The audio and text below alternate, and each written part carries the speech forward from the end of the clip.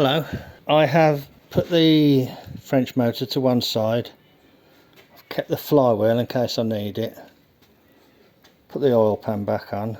Just put it to one side. Taken the spark plug wires and the distributor and the dynamo off because I'm going to need them. I've lifted this up in the air and I've took the bolts out. That one needs to come out. It's got no nut on it. Took all the bolts out, so that should come out now. It's only been in a short while, but it's caused that problem for me. It's okay, I think, if you're running open drive, but if you're running a closed drive line, it's best not to run too much rake. You can lift the car up like this as long as your brake pipe brackets are free to come down from the body like that, like mine are. If you don't, you'll stretch the brake pipes. Okay, I'll just get that cross member out then.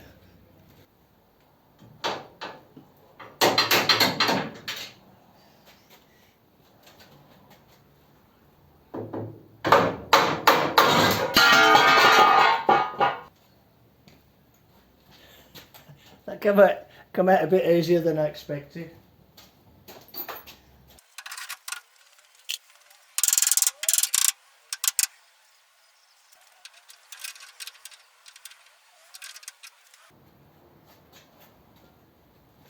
Well, the 32 one fits better than the Model A. The problem is it's fouling. Oops. The problem is it's fouling in this area here, so I'm going to have to trim that off.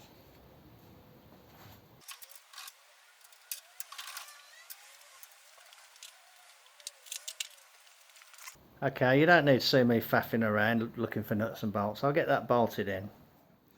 I've got the 32 cross member back in place, but I can't bolt the headlight and shock towers on until it's back down on the spring, so I thought I'd just turn the camera on while I lower it down. I put some fifth wheel grease on the spring.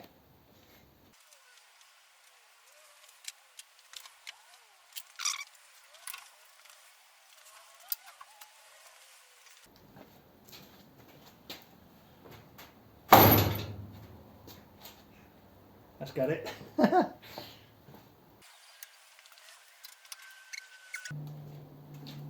Righto, I'll do my usual faffing about trying to find the right nuts and bolts and things, and I'll bring you back when there's more to show.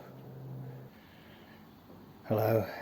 I worked on the car last night and I dropped this motor in. This was actually the motor that was in the 32, and I've got it bolted up to the gearbox. Now, having established that there was a problem with that motor, which may or may have not been caused by fitting the Volvo box, I've got it in and I've got 3 bolts in holding it together, and I thought I would check the crank end float. The bottom line is that as it is, I can't detect any crank end float. That is there and is set at 0. Right, so I've got that in there, so that's pressing against the clutch. So I'm pulling back on the lever and I'm pushing that as hard forward as I can. Very close to 0. Let's say half a thou off 0. So I'll get this bar here now and I'll push that pulley back as hard as I can. Right, so that's, you can see I'm pushing.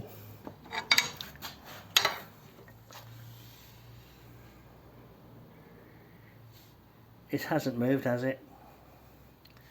So what I'm thinking is happening is that in the sort of as bolted up state, that adapter that I made that goes on the end of the input shaft is kind of deadheading everything and just putting load on the crank. What I think I'm going to do is I'll start by loosening the bolts, and I'll probably put some little spacers in, probably just some washers between the engine and the gearbox, and bolt it back together again so that I can, let's just see if we can measure some end float on this crank. Those are the 3 bolts that are holding it on. And next to each bolt I've just put a washer in to space the gearbox off the engine. So I'll press the clutch to push the crank forward. Okay, so that's forward. Okay, that's on 0. Got the lever in place. Pushing on the lever. Okay, so what's that? About 3 thou. But at least it's showing that there is some movement now, and that's with 2.4mm of thick washers in place. Let me continue to look at the job. Right, I've set the clock to 0 and I've pushed the crank forward. And what I've done, I've put 2 washers now at each place on the bell housing. So it's got nearly 5mm of spacer on it. It's got about 3/16 worth of washers. Let's see if there's any more or if it's the same. Right. That's about 3 thou with a good press. It's about 2.5 thou, so actually that's pretty good. But it shows that 2.4mm of thick washer was enough to free the crank up. And just to prove the point, I'll take the washers out and bolt it back up again and check that it goes back to 0 again, and that will prove the point that the spacer is limiting the crank end flow.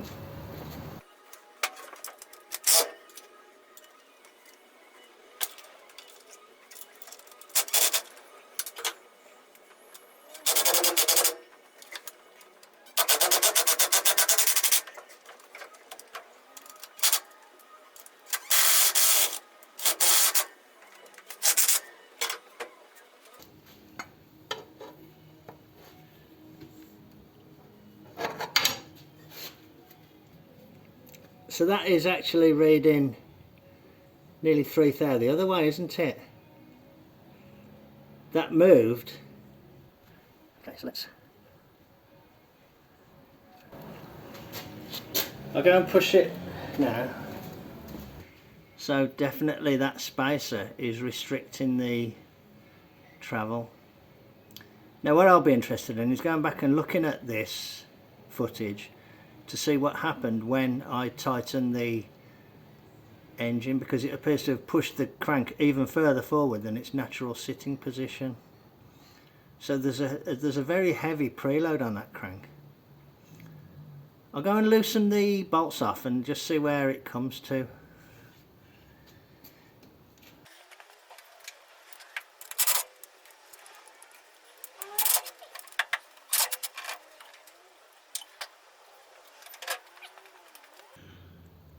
Yeah, it's moved, hasn't it? Yeah, okay.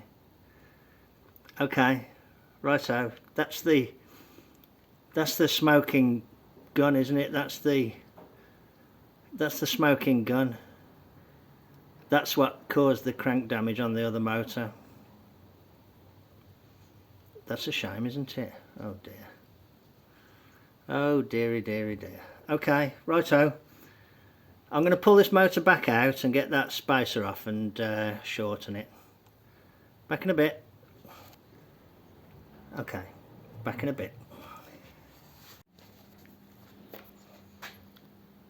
There's the little adapter, and I've shortened it down a bit. I took about 80 thou off the end.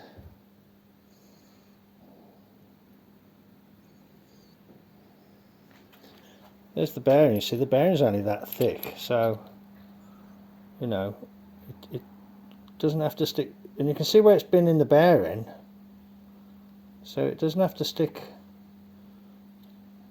beyond very much. So it goes to about, every time I start talking the dog starts barking. She thinks there's somebody here. So it sticks back past about that much. Well, okay, I think that'll be okay. So what I will do is I'll fit it back on, I'll bolt it up solid, and then I'll check that I've got that like 3 thou of crank end float that I'm measuring with it in the free state. Okay, back in a bit. I've took this thing off again and took a bit more off it. I don't think I filmed it actually, but I tested the end float after fitting the engine again, and it was about 1 thou. So that's no good, is it? I might be doing something wrong, or something might be getting wedged up, but certainly I want to be able to see 3 or 4 thou on there. I have just checked the end float, and what it reads on that clock is what it is now, with it all bolted up. So that's good. So there's no interference. So that's about 2.5 thou. I'll go and press the clutch and see if it'll go to 0. Yeah, that's okay. That's at 0 now. So the gearbox adaptation isn't limiting crank end play. That's what I measured when I spaced it all back. So some element of that little adapter was limiting crank end float, and that is what must have caused that damage on there. Even though I thought I'd measured everything, it's cost me a very expensive mistake there, because that is damaged. I can now see a way forward, and I hope that everything works okay this time round, and I hope that swapping this cross member and redoing a little bit of work and raising the back of the gearbox as high as I can will overcome the other problem, which is the oil migration down the torque tube. Okay, so this was purely a side issue where I was investigating a oil leak. That showed me that I'd got that other problem. Oh well, hey ho, it's a hobby, isn't it? We do it for entertainment and enjoyment. Okay, I've cleared away the cross member there to clear the pulley. Arguably taken off more than I needed to, but I did it with my best guess. I've got the pieces that I cut out, so they could always be reinstated at a later date, and it's a relatively simple shape. So I mean, 32 cross members aren't actually really in very great demand, because people fit the Model A ones to lower the car. Okay, I will be interested to see how it drives now, because that condition will probably have affected things like the gear changes because of the extra loading on the synchros and things like that. Okay, righto. I will bring you back when there's more to show. Hello, here's my spirit level, here's my torque tube. Well, you can see that's the back, that's the radius rod actually, there's the torque tube. So here's my spirit level. It doesn't matter which way you hold it up actually. So that there, you can see that the bubble is towards the front of the car. The back of the car's there, so the bubble is towards the front of the car.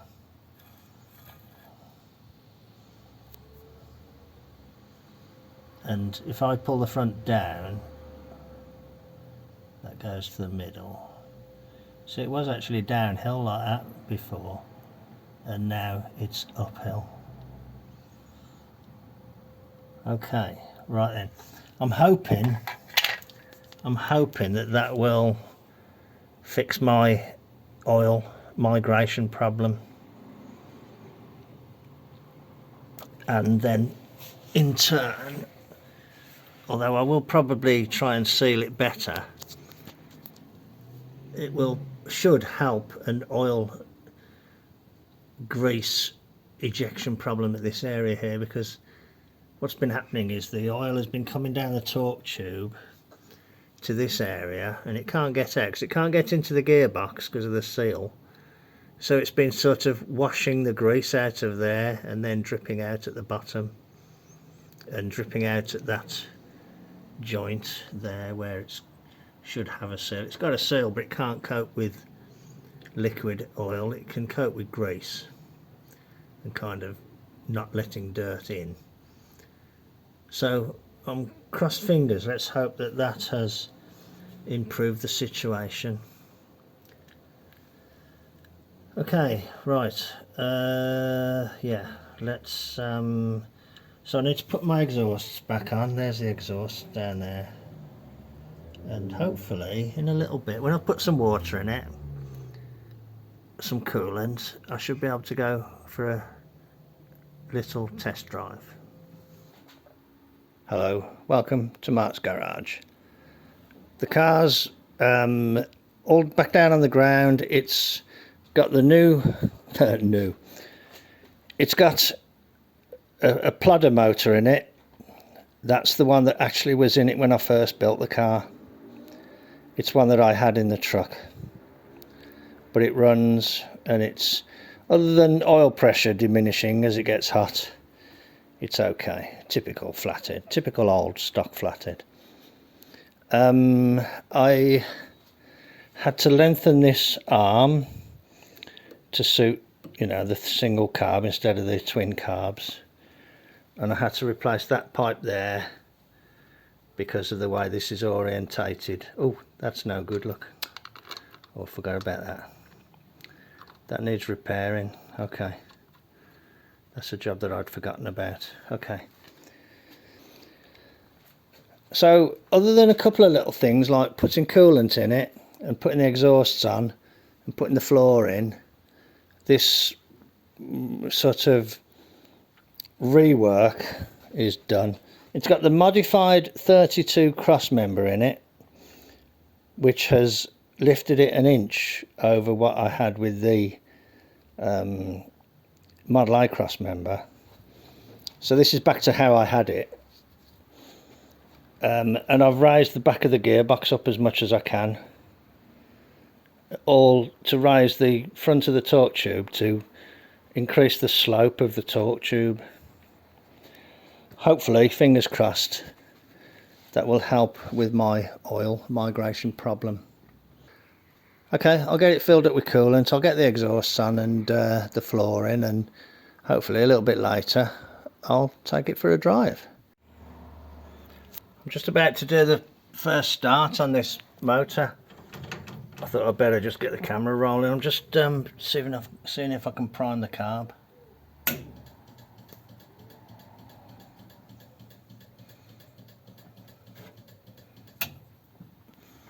I can smell a bit of fuel. Let's have a look.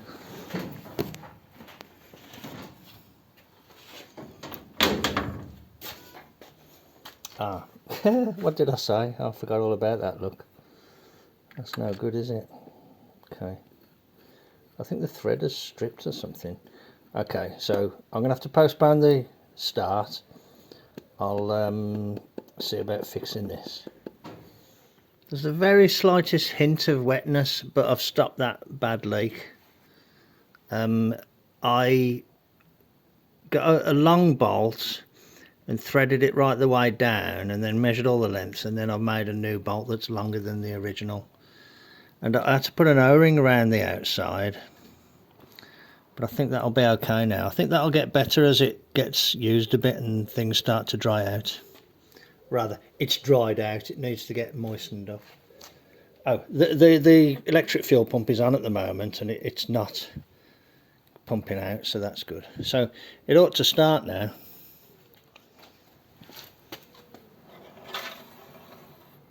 It has oil. It was never drained actually, that's the oil in it from before. I've drained this. It's not actually hooked up at the moment. Okay, let's see if it'll start. Ooh. Let's have a... Right. check neutral, pump, pump.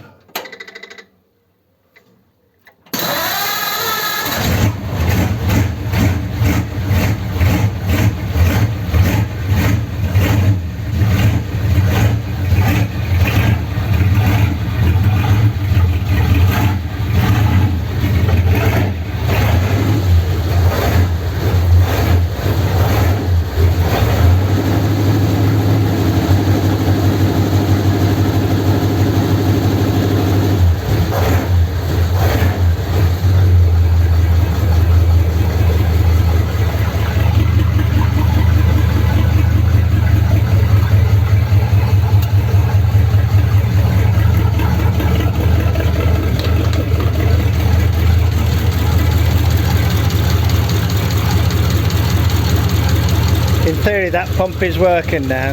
I've just turned the other one off.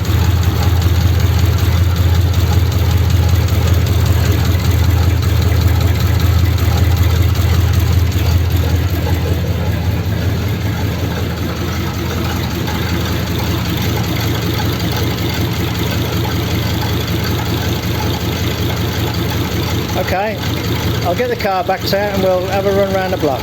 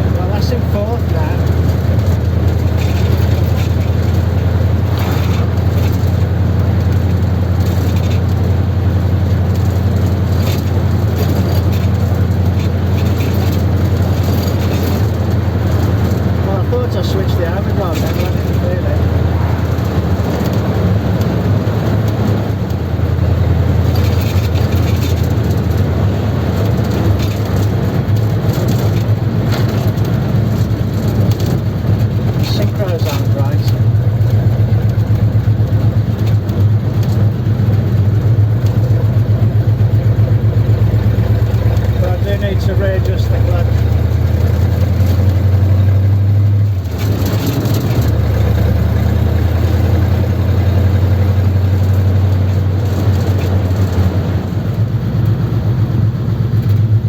I need to go and adjust the clutch, it's too low.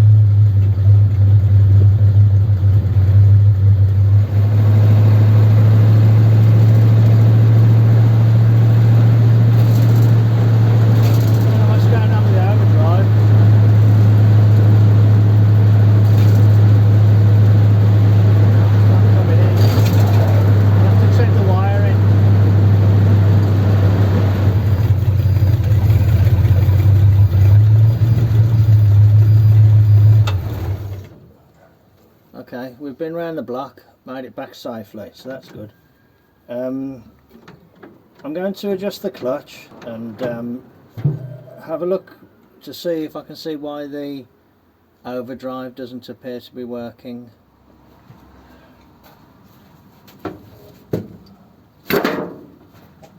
Okay, I've adjusted the clutch and I fiddled with that thing there, so maybe the overdrive will work. But I'm really disappointed because there's a load of drips underneath the car. Really a load of drips underneath the car. Crazy amount of drips. Let's carry on, and you can only tackle one thing at a time, can't you? You can only tackle one thing at a time. Oh, the ignition's on. Not good. Okay, let's hope I haven't fried the coil now.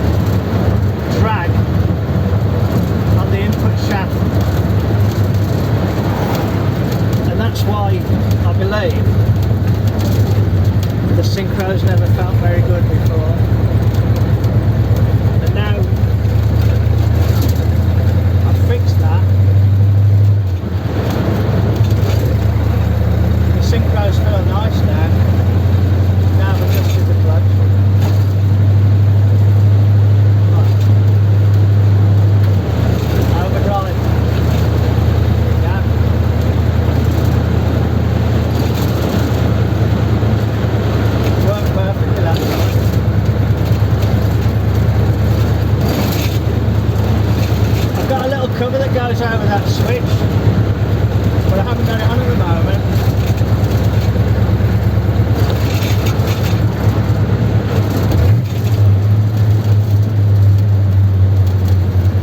It's a real shame because this motor's a real plodder compared to the other motor.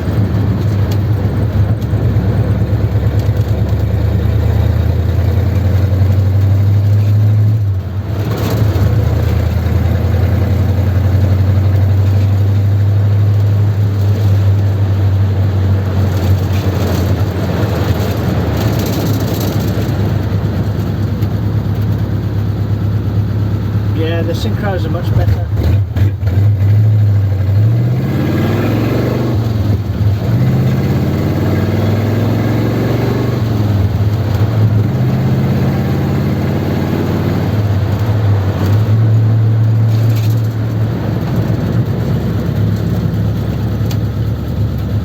The synchros are good coming down the box.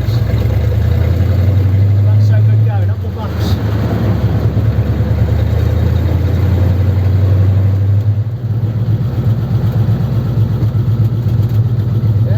Better into first there, you see. Good.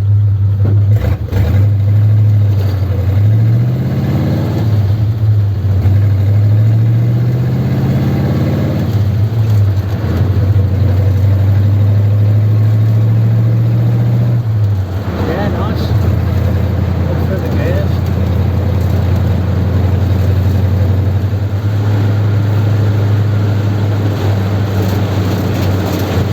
The car feels easier rolling than it did.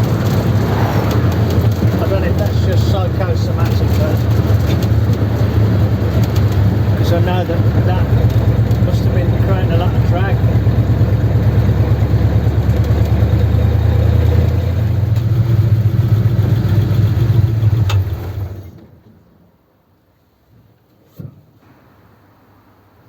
I'm trying to just kind of sum up some thoughts on the whole thing. One, I'm very annoyed and upset that I made a mistake when I was doing the clearance checking, and I've trashed the crank in my other motor. It's Saturday today. No, it's not. It's Sunday today, and next Friday and Saturday is the GOW event at Prescott on the hill climb track at Prescott.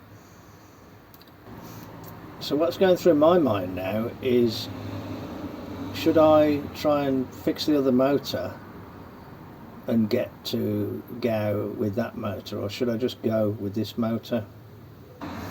Backpedaling a little bit to the whole point of the exercise was the Volvo gearbox swap. It actually feels nice now. The synchros do feel okay.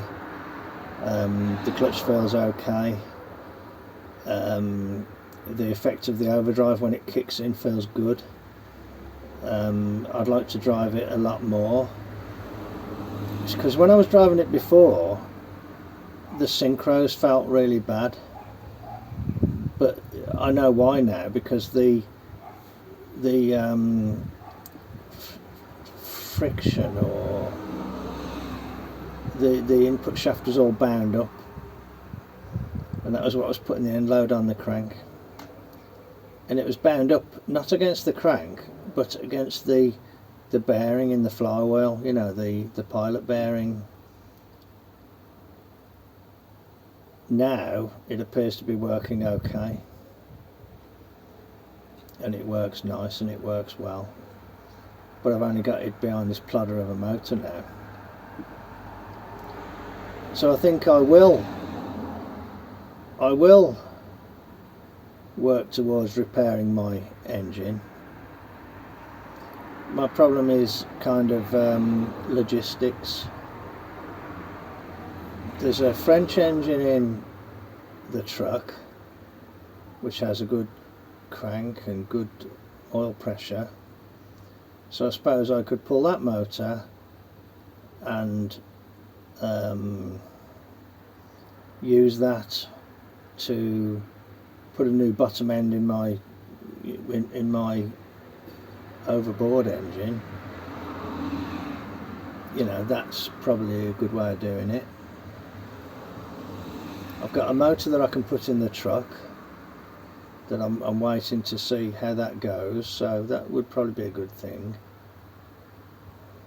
I have got another 20 thou crank, which, subject to how does it look when I clean it up, maybe I could just put that into that motor. And I've got some bearings.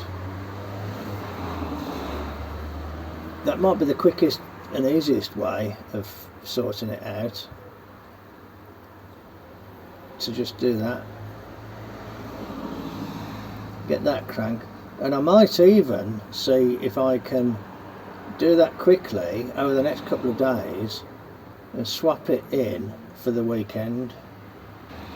That's in theory doable, but at least I've proven that the car drives, and it drives okay, although I am a bit annoyed about these oil leaks, but maybe that's just a case of revisiting that area and making more effort to seal things better. But my torque tube is definitely uphill now, so it shouldn't be, oil shouldn't be coming from the axle up to the joint now, but maybe there's still a lot of residual stuff that needs to come out. I just don't know. But hey, the car's still running, still driving. The overdrive conversion is successful, and I think as time goes by will prove to be a benefit. At the moment it just seems to be a lot of work and extra work caused by it as well, which isn't an ideal situation. But as I often say, hey, work, it ain't work, it's a hobby, isn't it? It's a hobby. You know, what else are you going to do? Go and play golf or have a game of football or something? Well, I don't do either of those things, so what are you going to do? Okay, righto, I have plenty to be going on with. One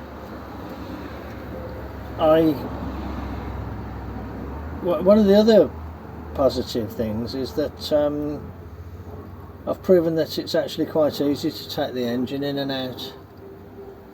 You know, swapping an engine is quite simple. You know, drying it, radiator off, undo the floor out, undo a few bolts, and just oik it out. It comes out easy, no problem.